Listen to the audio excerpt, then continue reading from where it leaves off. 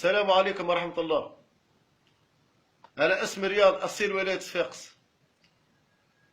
أنا اللي شاركت في برنامج عادي ما نقولك. أخواتي الأعزاء، الكلام اللي باش نقوله توا نحبكم تسمعوه وتفهموه، على خاطر الإنسان اللي قدامكم تمرمدت ياسر وتعبت وتلزيت باش نعمل هالفيديو.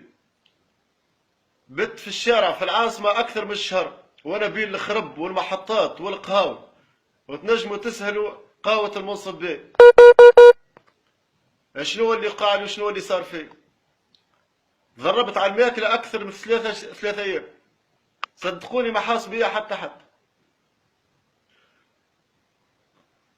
ذقت الإهانة بكل ألوانها، صدقوني يا إخواتي، اللي تعدى عليا صعيب باش يتحملوا بشر. حسيت ضاع مني كل شيء، وحتى كي جيت نلوش في خدمة في العاصمة ناقف عليها ونستقاط منها ونعيش منها مرتي وصغيراتي اللي هجرتني لدار أهلها، وزيد هي شكات بيا عن نفقة، وهذا من حقها.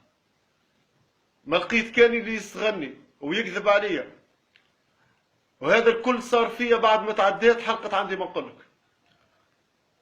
الناس ما رحمونيش، ما خلاو ما قالوا فيا، سبان وشتيمة، حتى أمي الله يرحمها ما سلمتش منها.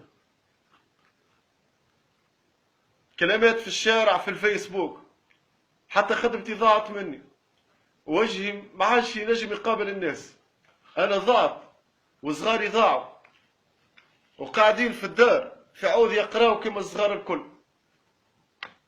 خوكم غلط ويحب يصلح غلطه، زعما هذا ياسر عليا. تعبت ياسر، ما لقيتش ما نعمل، سكرت في وجهي البيبان الكل، ما لقيت حتى طريقة. اخواتي ارحموني يرحمكم ربي.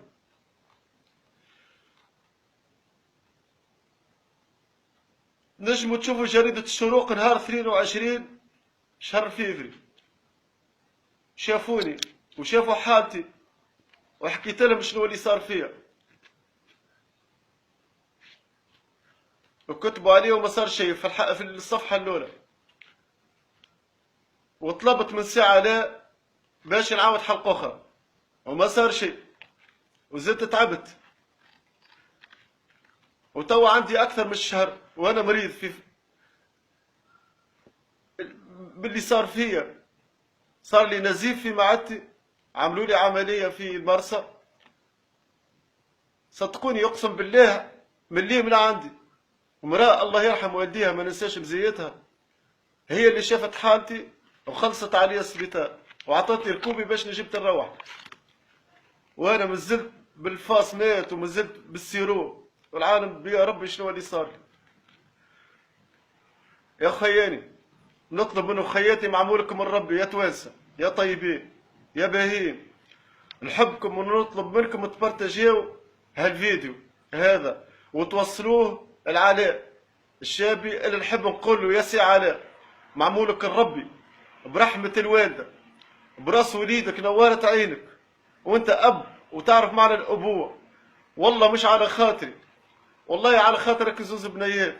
خليني نعاود الحلقة نكرر فيها زوجتي ام صغيراتي، المرأة هذه اللي تعبت وشقات في جرتي، ونطلب منها الصفح قدام الرأي العام الكل. يا سي علاء صدقني ما وصلت عملت هالفيديو كان متسكرت البيبان كلها في وجهي، ما عرفتش ايش نعمل. سي علاء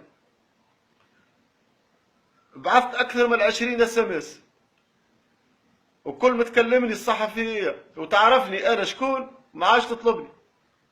يا سي علاء عمولك الربي، نحب نرجع حياتي عادية كما الناس الكل، ما طلبت منك حد شيء،